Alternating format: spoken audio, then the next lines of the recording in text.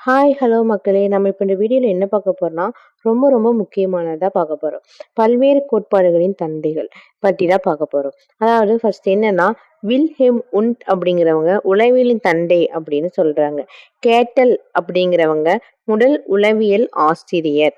அப்புறம் அமெரிக்க உளவியலின் தந்தை யார் அப்படின்னா, வில்லியம் ஜேம்ஸ். நவீன உளவியலின் தந்தை யார் அப்படின்னா, சிக்மண்ட் ஃப்ராய்ட். நவீன கல்வி உளவியலின் தந்தை யார் அப்படின்னா டார்ண்டன்டைக். நுண்ணறிவு சோதனையின் தந்தை யார் அப்படின்னா ஆல்பர்ட் பீனோ.